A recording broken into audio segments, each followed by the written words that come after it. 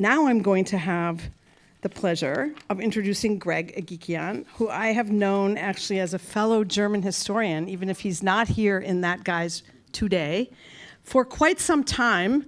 Greg and I started our careers working in a broad realm of what we might call the social. That was really, in German terms, defined quite broadly and often very much defined by the state. So his early research has focused on the nature of power and the relationship between the state, science, and medicine in understanding and managing disability, deviance, criminality, mental illness, and security. He's written extensively about the ways in which scientific and medical institutions have understood and treated those deemed mad, abnormal, or delinquent. So his publications include, from 2017, the Routledge History of Madness and Mental Health. From 2015, the prize-winning book, The Corrigible and the Incorrigible, Science, Medicine, and the Convict in 20th Century Germany. And from 2010, a Rutgers University Press book on From Madness to Mental Health, Psychiatric Disorder and its Treatment in Western Civilization. Leading up to his current work, Greg has published fun articles on things like making UFOs make sense, ufology, science, and the history of their mutual misunderstanding. Another article on on flying saucers, extraterrestrials, and America in post-war Germany. And then a particular favorite of mine, because studying psychopathology in Germany is kind of a thing, especially in post-war Germany. His article on a drifting concept for an unruly menace, a history of psychopathy in Germany. His current work and most recent work is now moving into studying the history of the supernatural and paranormal phenomenon. And he is writing a new global history of UFO sightings and claims of alien contact throughout the world that is under consideration or forthcoming with Oxford University Press. And that research has been funded by NASA, the American Historical Association, the American Philosophical Society, and the Smithsonian National Air and Space Museum. So I welcome Greg back to Rice, and he's going to speak to us today on UFOs and alien contact in the shadow of deception. Greg. First of all, thank Kathleen for that very nice introduction. And of course, I definitely want to also thank Jeff for his generous invitation to have me speak here today. Going first here, I feel a little bit like the opening band for a weekend music festival. You guys get the Beach Boys. You're really here to hear Janis Joplin and Jimi Hendrix, and knowing a few of you, probably the Grateful Dead, but you got me. So if you don't like the music, don't worry about it. There are more and better bands coming, okay? In any event, let me start things off. Yes, I am, in fact, and have written a book about the global history of the UFO phenomenon that is set to be published, not this year, but next year, hopefully on World UFO Day. And a couple of things to start with. I mean, the first thing that as I got involved in this project, I was really struck by how this history has been written in, I think, a really remarkably narrow way. That when people have talked about the UFO phenomenon, and particularly when they talk about its history, basically the story is always talked about as a mystery. And the story of UFOs is generally presented in one of two ways. Either the mystery is magnified, the mysterious elements, they get enhanced, they get, let's be fair, at times embellished. The other story, the other plot line, is one in which it's divested of its mystery, right? The enigma gets explained. It's aliens, it's government, it's meteorological phenomena, right? Something like that.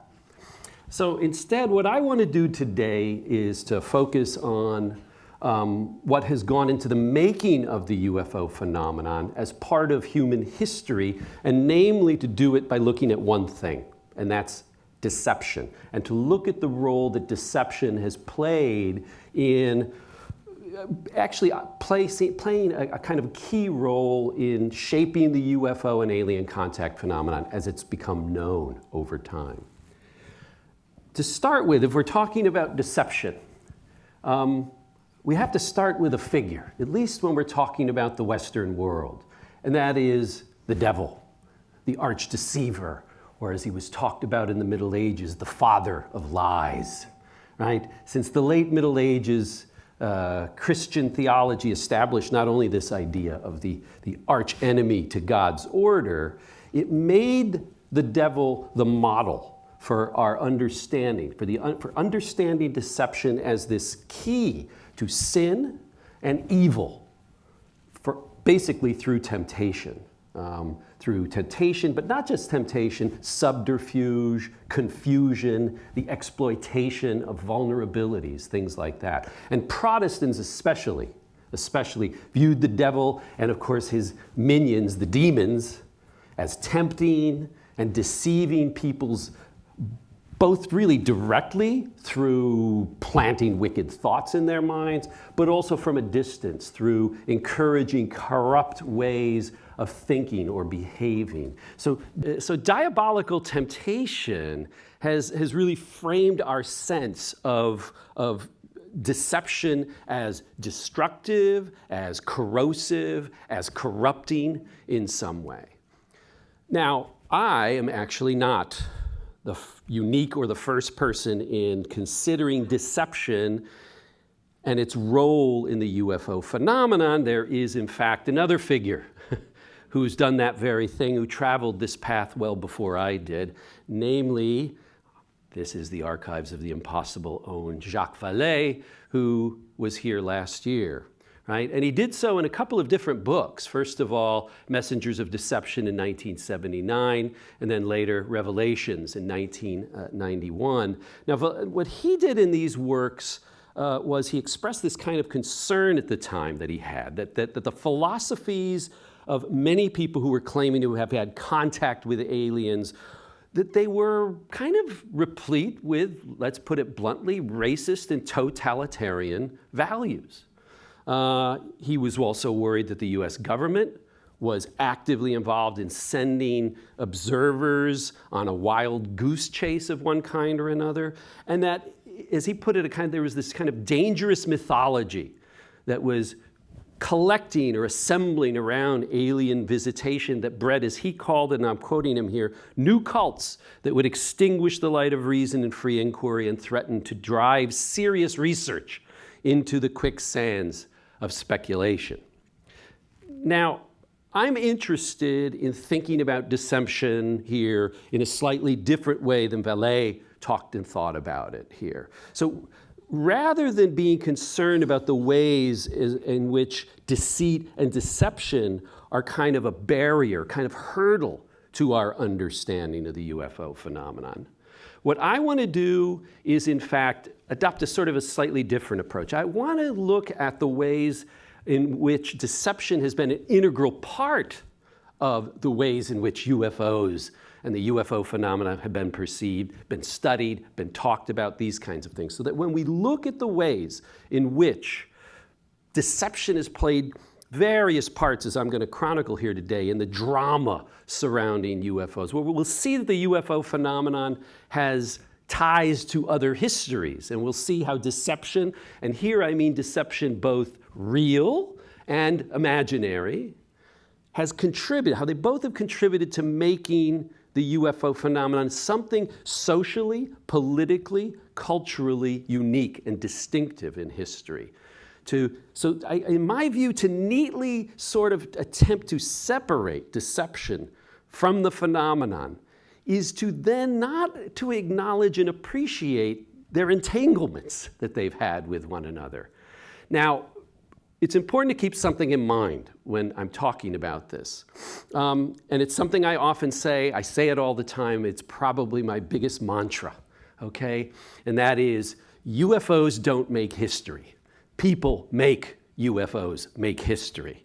It's a simple, but I think extremely important distinction to keep in mind. Let me explain. We can talk about it by talking about what's often considered the core element of the UFO phenomenon, experiences of witnesses, right? It begins with these very personal experiences. And an experience, by the way, it can be something remarkable, right? Like a meeting with numerous aliens who take somebody into their aircraft and actually maybe transport them to another planet where they learn their folkways. Or it can be as simple as some technician reading his instrument panel, right? So an experience comes in many different forms, right?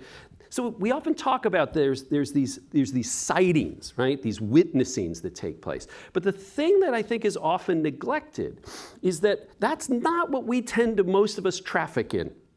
What happens is that some of these sighting experiences are then translated and transformed into writing.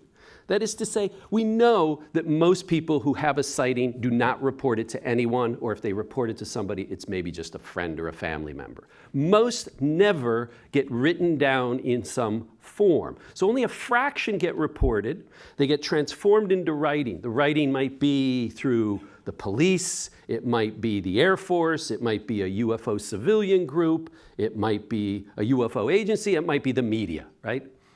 So some are turned into reports. However, another small fraction occupy an even higher level or a unique level, and that is they become stories, right? A fraction of these get transformed into widely circulating stories that become really part of a canon, right? Most of the stories and reports and sightings along these lines, this latter group, very small number, they get revisited, they get represented, they get recycled, they get reinterpreted in this seemingly unending loop. How many times have we read and heard the story of Betty and Barney Hill, Roswell, Rendlesham Forest? Our appetite seems unceasing in this regard, right? And it's this repetition which is why people say UFO lore is the stuff of mythology. These are modern day myths, right? As the psychologist Carl Jung thought about them, right? The stories become part of wider sets of conversations here. So in my estimation, we can't just satisfy ourselves with studying the UFO phenomenon as such. The phenomena is inherently entangled in how we talk about it, how we write about it, how we listen about it. And to be fair, we ourselves here today, this weekend, and I myself, I'm part of that conversational ecosystem, if you will, right? And that's the important thing to keep in mind.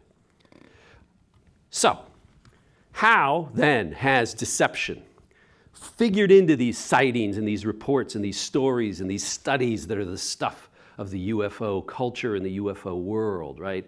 So to do this, I'm going to focus on 5 figures or 5 characters, if you want, that have popped up in my mind time and again in the history of the phenomenon to play a really pivotal role in how events have unfolded. So to start with, masquerading UFOs. So following those revelations in December of 2017 that I'm sure many of you remember about a secret Pentagon program that was involved in tracking UFO reports, along with, of course, that was followed then by Navy videos, followed then by eyewitness accounts from pilots about their experiences, right? Since then, US intelligence has wondered about what could be behind these things, right? What's behind these phenomenon? Are these real objects? By the way, the intelligence people say, yeah, they're real objects, but are they real? Are they computer glitches? Could they be the product of malware of some kind, right? Then, of course, the more recent shooting down of Chinese surveillance balloons has seemed to lend credence to the idea and the notion that the objects are in fact real. But alas, they are very terrestrial. They have a terrestrial explanation, right? They represent an espionage effort disguised as an innocuous scientific research project, right? In other words, basically, this is hostility masquerading as curiosity. And let's be clear here, this is not a new phenomenon. The US Air Force, we know, conducted and carried out the same kinds of charade in the 1950s and the 1960s, portraying, for instance, its 20-story high surveillance balloons over the Soviet Union as parts of what they called meteorological survey of the Northern Hemisphere, right? And these, of course, were sometimes mistaken for flying saucers, as they were called during the time. By the way, just as an aside, I'm going to admit something. I find that term UAP amazingly antiseptic and boring. God, I hate it. And I know, I get it. There's a reason why. It's supposed to be antiseptic, right? But I miss flying saucers. I really miss flying saucers. Anyway, so charade, disguise, they've even entered into SETI research. I came across this article, I thought this was really fascinating. This recent article discusses the possibility that not only might other civilizations be cloaking their presence to outsiders and outside observers by distorting their transit phenomenon, right? But that the authors here propose that we on Earth could do this, were we to want to hide or disguise ourselves from others observing us in the universe, right? I thought that was fascinating here. So this kind of, it has to be said, this kind of cloak and threat, at least, of dagger is not new. In the immediate aftermath of strange sightings in the summer of 1946 and then in 1947, for instance, intelligence communities and the media speculated on what was going on here, and they tended to turn to the superpowers as being responsible here, right? The belief was that these were objects that were the handiwork of basically militaries that were engaged in Cold War surveillance and testing of new technologies. But something else, I think, to pause on here. Something that I think often is really neglected in conversations about the backdrop to the interest in the flying saucer after World War II, and that is namely World War II. We talk a lot about the Cold War, but not a lot about World War II. And here was a war that really, truly was like no other. I mean, we can talk about just the scale of the casualties alone. Estimates are around 60 million lives lost, right? And that only scratches the surface in many ways. But especially relevant for the post-war flying saucer phenomenon was its relevance, okay? And its relevance was this extraordinary technological research and innovation that was conducted during the war. So you have things like the Nazi encryption device here, featured here, the Enigma machine. You have the deployment and development of rocket bombs like the V1 and the V2. And of course, you get these so-called, what were thought about at the time, miracle weapons. The most infamous being the atomic bomb, right? All this actually carried over into the post-war era and played out in the early speculation about flying saucers. And actually, there's a really interesting chapter that's often been neglected. Again, gets very little attention, I think, for a lot of aficionados of the UFO. Is that all across the world, between especially 1947 and 1952, you had a bunch of men, and they were men, coming forward claiming that they were the inventor of these flying discs. You have W.H. Ashland, an engineer, an English engineer living in Chile, Alcides Kopp in Brazil, Juan Bautista León and Julio Ruiz in Argentina. And most common, however, were stories by Germans and Italians who claimed to have helped design these things for either Hitler or Mussolini or both of them, right? You get Giuseppe Belluzzo, Rudolf Schriever, and I think probably the most outlandish was that man at the bottom right, Jakob Starzyszny. He's a German national who is being held in the federal prison in Brazil for espionage, who said that he knew the secrets to the flying saucer, and here was the deal: I will reveal it to you if you let me go, right? Very inventive, didn't work. It's interesting that media outlets at the time reported on these stories, and they did so, I have to say, fairly uncritically. They kind of accepted the stories that these people were telling here.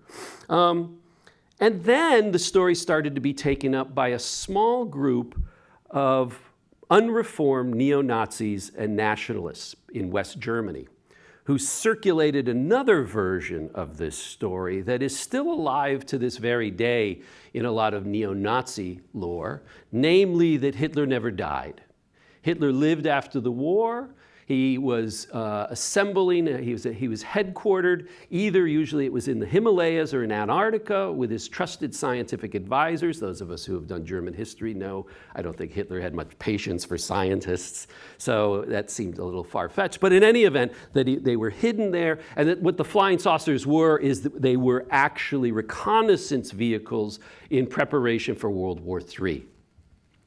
So that's one of the other arguments here. But really, in my mind, the key role in establishing this idea of alien visitors behind the flying saucer phenomenon were storytellers, in particular two storytellers, though one I think plays the most decisive role. And they both published books in 1950. Pulp writers Donald Keyhoe and Frank Scully.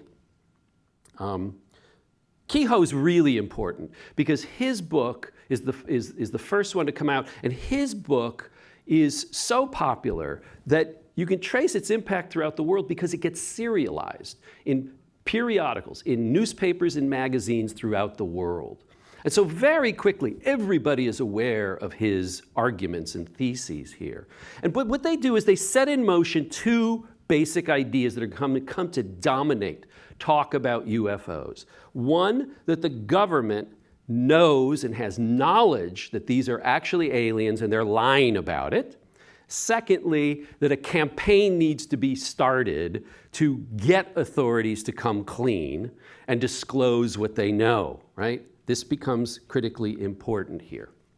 Frank Scully's comments in his Behind the Flying Saucers book, here I'll let you read, shows how this thinking was informed by the politics of the Cold War at the time.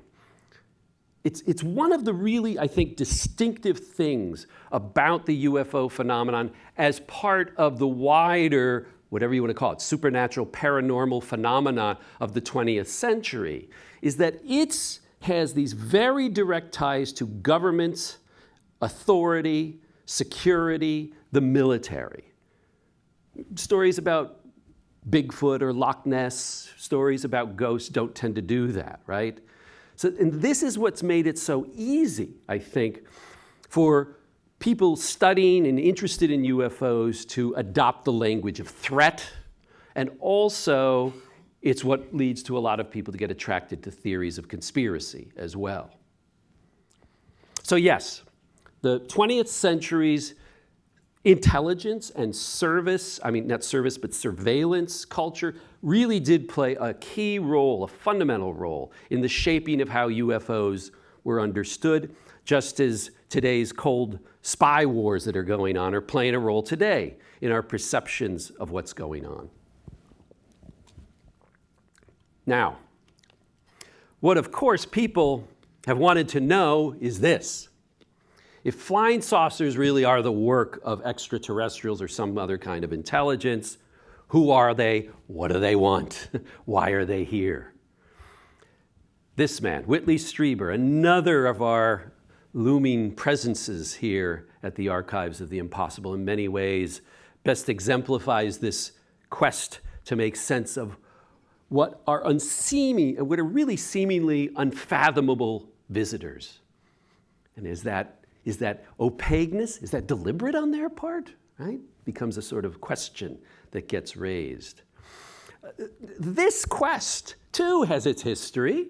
Even before contactees in the 1950s began to tell their pretty elaborate tales about stories about meeting and conversing with these other kinds of intelligences, these visitors who were here, people were mulling over this question. What are they up to? What do they want from us? And indeed, I think you can say ufology's role has been to offer really a forum for just this kind of speculation. And in many ways, I think that speculation was even more pronounced in some ways back when people believed all we have to work with are literally the nuts and bolts, these objects in the skies, and we don't even know if they have pilots. The speculation was even wilder. It's why I think the most fascinating period to read UFO literature is in that period from about 1947 to 1950 when nobody has a clue what's going on.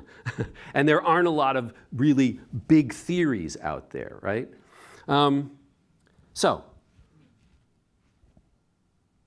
why weren't there creators who were driving these things or piloting these things, revealing their purpose? How are we supposed to read these contraptions and the intent of their inventors, right? Well, what some started to do is they approached this problem quantitatively. So they start using UFO sightings as data points, One of the most influential figures in this regard in the 1950s and 60s was the Frenchman Aimé Michel, who thought, one of the things he was, of course, famous for is he thought he found a pattern in the flight patterns, in the patterns that showed that evidence of these objects actually moving in straight lines in their flight paths, right? Which seemed to, therefore, if that was the case, would be indicative of something being piloted, where there's an intention behind it here. By the 1970s, you get people like psychologist David Saunders, who are then already seeking to code sightings so that information could be entered, then analyzed using computers. And this, of course, this very kind of work still is going on today. In fact, it's the stuff of a lot of government and civilian analysis going on right now, is in fact this kind of quantification, this datification of the phenomenon, right? But some thought actually there's a lot more direct way to know what these folks wanted, what these entities wanted. And this gets us then to the contactees of the 1950s. Beginning in the early 1950s, we get a series of figures coming forward to claim to have had encounters with extraterrestrials, usually from our solar system, right? The contactees and their stories. And their stories really shared a familiar thread. I was walking along somewhere one day, typically many of them were out in the American Southwest. Boom, I encounter this figure or these figures, and they're from another planet. And what they tell me is Earth is in danger because of the threat of atomic warfare and atomic energy, and we're here to help you. We're here to save you from yourselves. But there's something really interesting here that's going on, is that if you really start to read this stuff and look at it closely, and I know there are folks here who've done just that, right? The intentions of the aliens, the philosophy of these entities is actually really far from clear. The contactee tales were surprisingly vague on details, and that was something that a lot of critics at the time bring up with these contactees. But even believers like Edgar Ziefers here from 1955, Flying Saucer über Südafrika. He was actually Carl Jung's favorite author. And I must say, if you know German, read this book. It's an absolutely fascinating analysis that at a time when, again, people were really looking for lots of answers and there weren't many to be had here. But Ziefers lays this out, I think, quite nicely as a sympathetic reader of the contactees. Now, of course, the contactees, they paint this picture of a benevolent space brothers and space sisters here to help humanity. Others actually start to get led down a very different path, and they start to speculate along more sinister lines. And a lot of this gets sparked by what were called at the time the rise of hostility incidents. That basically, right, encounters between humans and aliens that get talked about in which that encounter is not a very friendly one, but it seems to have some violence associated with it here. And this starts to draw the attention of a very small number of ufologists at the time, one of the most prominent being this woman here, Coral Lorenzen, in the late 1950s and mid-1960s, well before the heyday of the alien abduction phenomenon as we know it in the 80s, from the 80s and 90s. Coral Lorenzen was attempting to figure out the meaning behind what seemed to be a change in the behavior of the aliens, a change in the nature of these encounters that were taking place. And what she starts to suspect, along with some of her colleagues, is this is an impending invasion. We are about to be colonized. Now, there, of course, are going to be others who come along who are going to see in this kind of opaqueness encounters that are something really actually quite different, something, of course, transcendent, something, I guess, ineffable, sacred, I think you'd have to say. And here in this regard, I think we can turn to the newest luminary whose papers have found their way here to the archives of the impossible John Mack. And in this, Mack shared a somewhat, I think, similar outlook to the contactees a generation before him, but he brought another dimension to the subject, namely the perspective of a therapist. It has to be said, Mack was certainly not the first to do this. Psychologist Leo Sprinkle from Wyoming had been involved in this kind of work since at least the mid-1960s, maybe even earlier. I had the privilege of having conversations with Leo Sprinkle before he passed away, and he agreed that he and Mack really shared a similar point of view that was, in his view, deeply informed by the fact that both of them were practicing psychotherapists. And it's part of what he said separated them from, say, people like Bud Hopkins, who took a very different approach to things. But the thing I think that's interesting here is that when I look at this as a historian who's also done a lot of work in the history of psychiatry, one of the interesting things is psychiatrists and clinicians are often asked when his name is brought up, was like, what on earth was John Mack doing with those people? Why was he hanging out with those people?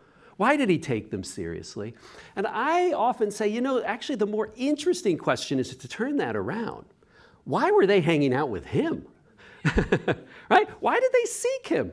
The contactees of the 1950s never sought out a therapist, never sought out a psychiatrist, right? They never looked, I don't know of any of them who really made some really deliberate effort to do so. That may be the case, but that certainly wasn't the vast majority of them here. And I think the key lies in part to understand his specific kind of intervention in all of this, right?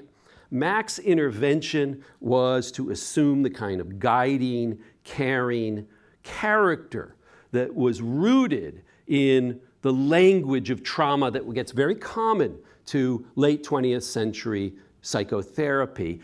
But yet he overlays this as well with this understanding and this appreciation for the spiritual dimensions of all of this, right? So his argument, as I always get a sense of it from his writings and his interviews, is, hey, you might be terrified, you may well have been victimized, but you're going to come out of this, and you're going to come out of this fundamentally changed, and you're going to come out of this fundamentally changed for the better. And I think that message resonated with a lot of people. The next group, the misleading leaders. So, the UFO phenomenon has been replete, I suppose is the nice term for it, with intermediaries who have made it their job to interpret the evidence and to explain its significance to people, right? These are people who either were selected to do so, or they appointed themselves to be spokespeople. Sometimes they speak for institutions, sometimes they speak for organizations, sometimes they speak for witnesses, sometimes they just speak for themselves, right? Some, I think, have absolutely been well-meaning, others seemingly less so. But I think it has to be made clear and acknowledged that both observers within and outside the UFO world and the ufology world have raised questions about their status as sages of the impossible here. One reason for people to wonder whether the leading voices in the UFO world at any given time were actually operating in good faith has been the fact that some people have found in the phenomenon a way to make money or to become famous or to get a little of both, right? UFOs have offered up a way, an opportunity for commercial success for some people. We might call these the parattainers. I'm here riffing on Jason Caldwell's term of parattainment, right? The parattainers. We are, of course, familiar with cable TV shows that turn UFO hunting and investigation into adventure stories. They make their stars celebrities of some kind, right? There's, of course, little incentive in these cases to rigorously dig deep. This is, after all, entertainment, and it's supposed to be entertaining in that regard. But this idea of turning the UFO into a money-making enterprise is also hardly new. UFOs were commercialized from the get-go, right from the start. Pulp magazines, movies, TVs, best-selling books, toys. One of my favorite there on the upper right, that's Fred Morrison, the inventor of what he called the flying saucer, or he liked to call the Pluto platter. The Whammo Corporation takes it up. It gets, I think, it first gets distributed manufactured in 1948. Whammo takes it up and turns it into, of course, the Frisbee. That becomes the name for it. But I like Pluto platter much better. And with this, of course, with this commercialization have come promoters and self-promoters. And over the 75-year-plus history of the flying saucer era, their involvement has followed a consistent pattern. It's really quite remarkable, right? The appearance on the scene of a self-appointed expert. Sometimes they've got appropriate credentials, sometimes they don't. The expert assumes the role of being a heroic whistleblower. They call out the authorities. The authorities are usually the government and/or academia. They call them out on their silence and their dismissive attitudes towards the subject. The expert announces now that what they need is a campaign to expose the truth. They turn their message directly to target the general public through the use of mass media. At first it was print media and radio, then it's TV and, of course, social media today. But here's the thing, their role as an expert hinges on constantly keeping the campaign going. The campaign never can stop, otherwise you lose your status, right, in that regard. And it has to be said, it's not simply debunkers who have raised questions about these people's authority and their status as spokespeople, right? People within the UFO world have, in fact, often voiced the common law doctrine of caveat emptor, right? Let the buyer beware. So it's a phenomenon that has, again, this question about authority that runs like a red streak through the history of the UFO phenomenon.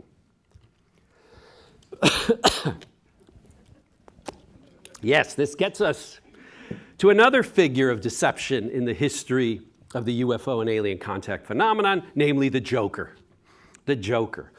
You know, I gotta say, this is arguably the least studied and in many ways the most often dismissed figure of all in the history of the UFO phenomenon I'm discussing, right? And more often than not, jokers have been basically exiled to the realm of funny or irritating people and anecdotes, right?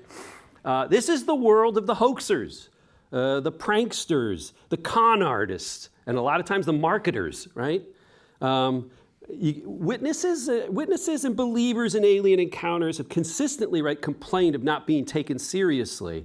But you have to say, these gagsters, these farceurs out there, they've rarely been taken seriously. And of course, you might remind me, of course, that's the whole point. We don't want to be taken seriously. Fair enough, right? But probably the most well-known exception, however, has been the writer George Hansen. You know, his book, The Trickster and the Paranormal here, has become something of a canonical classic, right, in paranormal studies.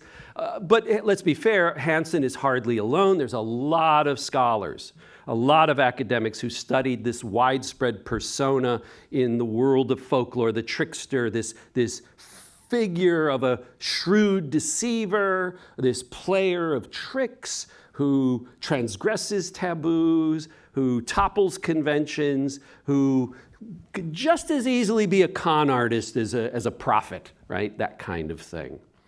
I think there's something really important here, right? What I think the Jokers expose is another really widely neglected aspect of the UFO and alien contact phenomena, namely that this stuff is fun. It's fun to think about. It's fun to read about. It's fun to talk about, argue about. It is a lot of fun. I do not know how many times, you've experienced this, I'm sure yourself. You get to talking about this with people and what happens?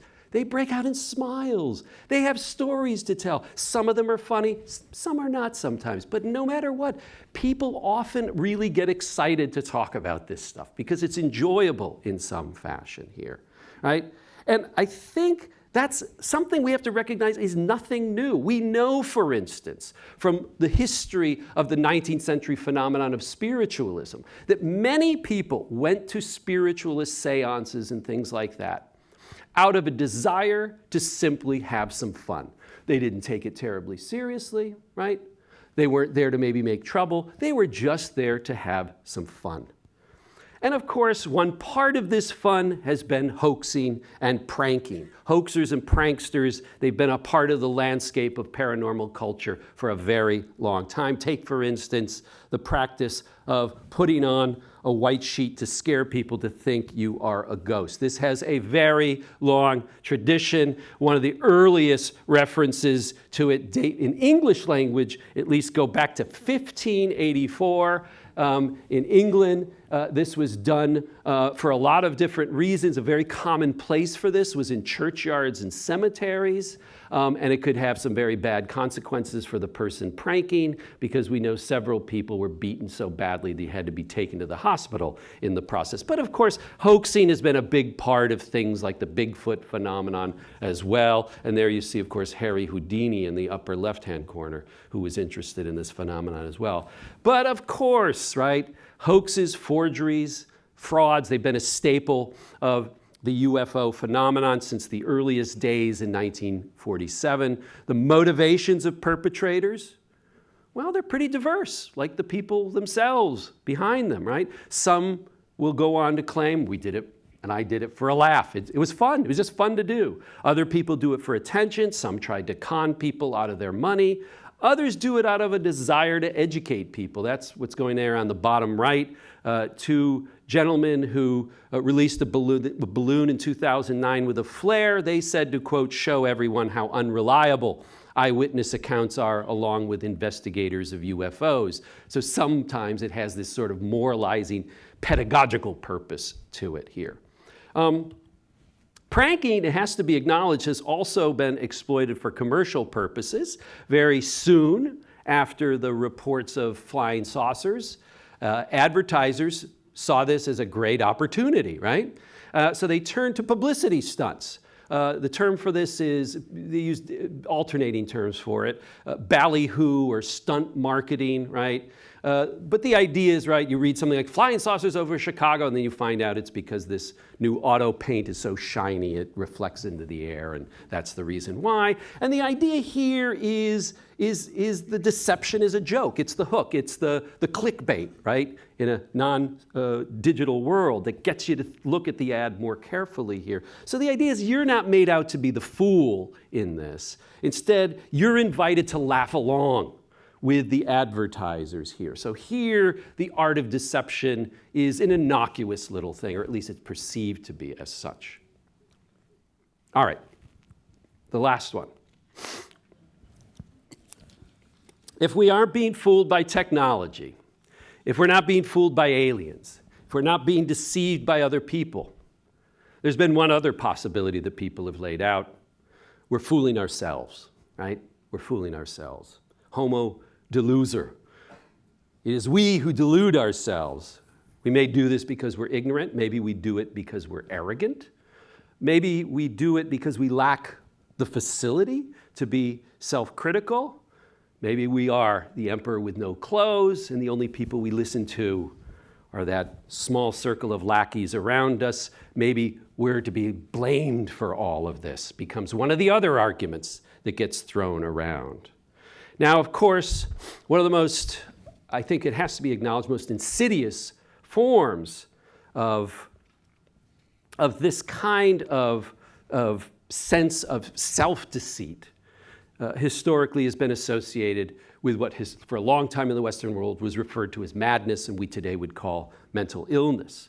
And also folly, another term that also a little more expansive than those two terms. But idea are these states of mind where our body, our soul, our mind can no longer be relied on in some ways as a reliable guide. And it has to be acknowledged, too, that in the 19th and early 20th centuries, there was a name for this state of consciousness.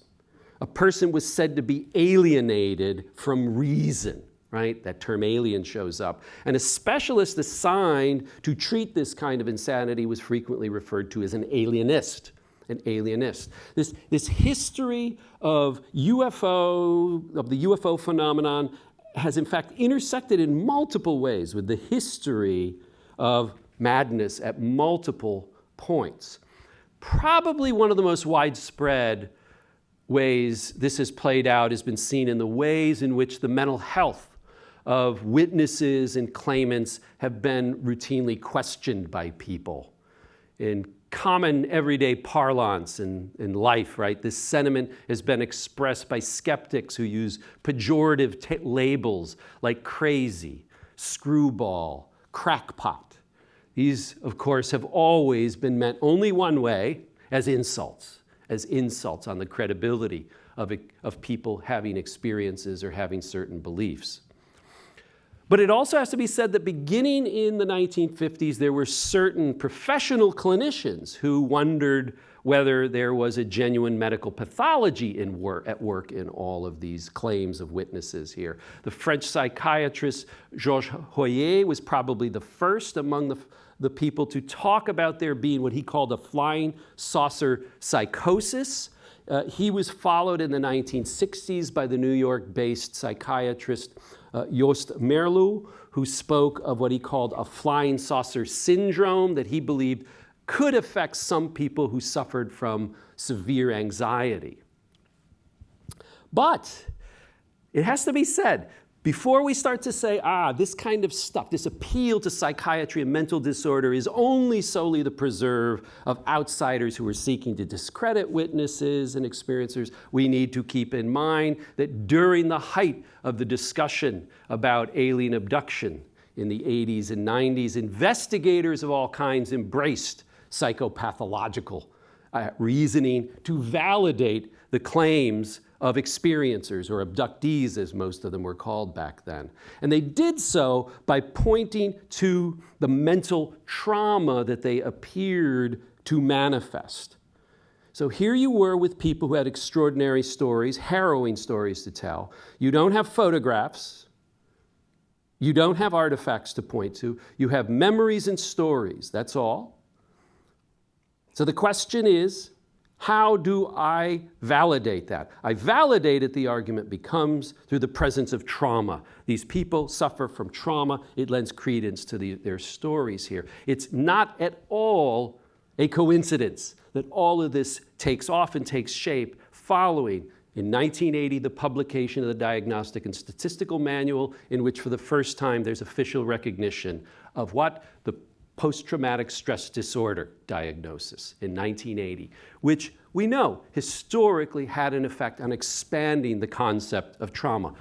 The UFO phenomenon is not unique in this, by the way. This happens in a lot of other related fields and other fields here. A lot of academic scientists remained pretty unimpressed. They increasingly spoke out to remind other people that these subjective reflections here, they might be heartfelt, but they're not a reliable guide to the truth in some way. A good example here from 1968. So Alan Hynek and James McDonald were very vocal around this time in saying UFOs merited scientific study. And the physicist Louis Branscombe publishes in, I think it's Science, I want to say, publishes this in 1968. Quote, this is his quote here: "The public does not understand the lessons learned by centuries of hard experience that the mental discriminator for distinguishing evidence from mystery and truth from falsehood must be set at a level above the random noise of experience." You can imagine a lot of people disagree with that, right? But that, to me, it reveals a lot about that mentality, particularly of the natural scientific community at that time here. And in fact, from around 1970 onward, this becomes really the common refrain of experimental psychologists, right? They had had now decades of experiences studying conformity, obedience, bias, peer pressure for decades. And so what they come to see is they don't see evidence in these stories and these witnessings that are coming out. They don't see evidence of extraterrestrial visitors, but they also don't see psychopathology at work. Instead, what they see going on are examples of nothing more than our inherent psychological shortcomings as human beings, something that affects all of us here. So by the time the media attention toward the alien abduction phenomenon had reached this crescendo in the 1990s, the people who are really raising questions about John Mack, Bud Hopkins, David Jacobs, and people like that who are involved in working with experiencers was not psychiatrists, it's psychologists, it's experimental psychologists. And to them, the idea is that these abductees were not victims of alien invaders, but actually of powerful, really altogether pretty mundane mental and interpersonal influences that could affect any one of us at any time. Okay, so to conclude my reflections here, what are we to make of this presence of deception in all of this history here? So as I pointed out, as a problem, the UFO phenomenon has been historically posed basically as a big question mark. It's a mystery, it's an enigma, it's a puzzle of some kind. So that tells us really that what it's been about from the beginning is it asks questions about knowledge, about how can we gain knowledge, how can we assess knowledge, how reliable is our knowledge. This is the reason why I think deception is one of those things that has both anchored its history, but it's also haunted its history, you have to say, over time. And it shows, this deception shows that the UFO phenomenon, I think like a lot of other impossible phenomenon, it's not just about arriving at some kind of truth, but rather what it has historically done is forced us to consider things like the weight we put on personal beliefs. And also it's helped us or forced us to question how much we trust not just others, but how much we trust ourselves. Thank you very much. Appreciate it.